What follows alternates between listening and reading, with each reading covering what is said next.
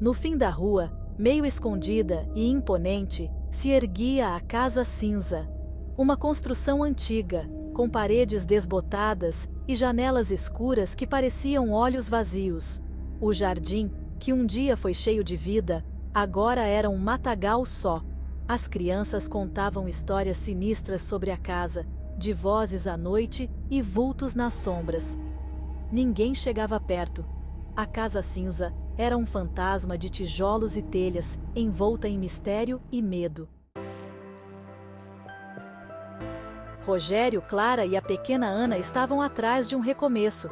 Eles se mudaram para a cidade buscando paz e sossego, longe da correria da cidade grande. Quando encontraram a Casa Cinza, viram uma chance. O preço era de banana, e a casa, por mais acabada que estivesse, tinha potencial. Eles acreditavam que com um pouco de trabalho duro, podiam transformar a Casa Cinza num lar de verdade. Clara, com seu jeitinho prático, estava decidida a trazer vida de volta para casa. Rogério, sempre otimista, estava junto com a esposa nessa. Ana, com seus 8 anos, estava mais preocupada em explorar cada cantinho da propriedade. Os boatos e as histórias sinistras não os abalaram. Para a família, a Casa Cinza era um recomeço, uma chance de construir novas memórias. As primeiras semanas foram tranquilas. A família ocupada, reformando a casa, pintando paredes, plantando flores, dando vida aos móveis antigos. Mas a atmosfera pesada da casa logo começou a se fazer presente. Ana, com a imaginação a mil, começou a reclamar de sussurros sinistros à noite e de vultos que sumiam pelos cantos. Clara, no começo, achou que era coisa da cabeça da menina, adaptando-se à casa nova.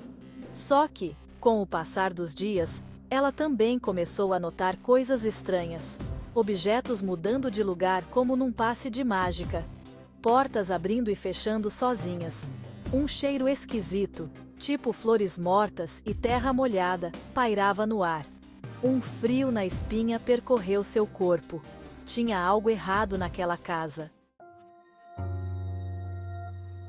Numa tarde chuvosa, mexendo no sótão empoeirado, Ana achou um baú velho escondido debaixo de um monte de trapos. Curiosa, abriu e encontrou um diário com a capa de couro desbotada. As páginas amareladas estavam cheias de letras elegantes, mas que ela não conhecia. Ana levou o diário para a mãe, louca para desvendar os segredos da casa. Clara, intrigada, começou a ler o diário em voz alta. As palavras pareciam ganhar vida, levando-as para um passado distante. O diário era de Beatriz, uma moça que viveu na casa com seu filho Henrique, no comecinho do século XX. Nas páginas amareladas, Beatriz contava sobre sua vida na casa, seus sonhos e seus medos. Mas, conforme Clara lia, uma história sinistra começou a se revelar. O diário de Beatriz trazia à tona um segredo terrível. Henrique, o filho dela, não tinha morrido de uma doença repentina. Ele tinha se afogado no poço no fundo do jardim. Beatriz começou a ver o fantasma do filho pela casa. Ela escrevia sobre os sussurros e a sensação de estar sendo observada. Clara leu as últimas palavras do diário. Beatriz tinha se jogado do sótão, encontrando a morte no jardim. O diário terminava ali, deixando Clara com um nó na garganta. A Casa Cinza era mal assombrada. Naquela noite, Clara não conseguiu pregar o olho. Os relatos de Beatriz não saíam da sua cabeça, enchendo a escuridão com vultos e sussurros. Ela se revirava na cama, tentando ignorar o medo que a oprimia. De repente, um barulho. Um baque surdo vindo do quarto de Ana. Clara pulou da cama e correu para o quarto da filha. A porta, gap 2is, entreaberta. Um raio de luar iluminava o rostinho adormecido de Ana. Clara deu um suspiro de alívio, achando que o barulho era coisa da sua cabeça. Foi então que ela viu uma figura translúcida, quase invisível, pairando sobre o berço de Ana. Era a silhueta de uma mulher. com cabelos escuros e longos, e um vestido esvoaçante. Clara sentiu o sangue gelar. O medo a paralisou. A figura fantasmagórica se inclinou sobre Ana, parecendo acariciar seus cabelos. Clara, reunindo toda a sua coragem, gritou e correu em direção à aparição. A figura se dissipou no ar como fumaça, deixando para trás um cheiro úmido e gelado. Ana acordou assustada com o grito da mãe. Clara, ainda tremendo, abraçou a filha com força, tentando se convencer de que tudo não tinha passado de um pesadelo. Naquela noite, ninguém na Casa Cinza conseguiu dormir. O medo, como um nevoeiro frio e úmido, se infiltrou em cada canto, em cada fresta da casa. Clara, ainda em choque com o que tinha visto, se recusava a acreditar em fantasmas.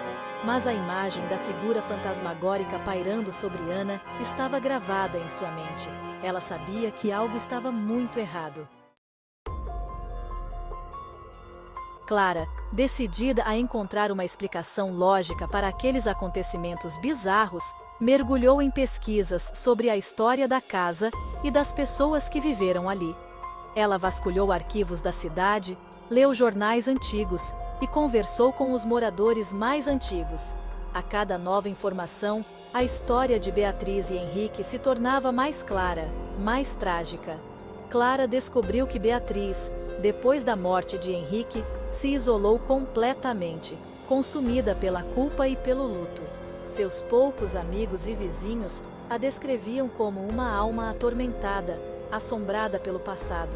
Os boatos de que a casa era mal assombrada começaram logo após a morte de Beatriz, alimentados por sussurros e histórias cabeludas.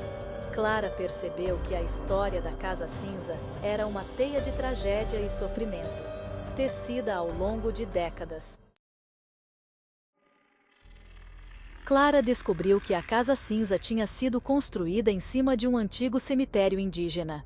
Durante a construção, vários objetos antigos e até ossos foram encontrados, mas os trabalhadores, por ignorância ou ganância, resolveram esconder tudo.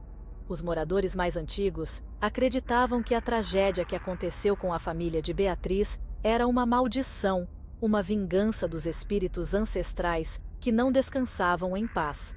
Clara, que sempre foi racional e cética, hesitou em acreditar em maldições, mas os acontecimentos recentes, as aparições, os sussurros, a energia pesada da casa, a fizeram repensar suas convicções.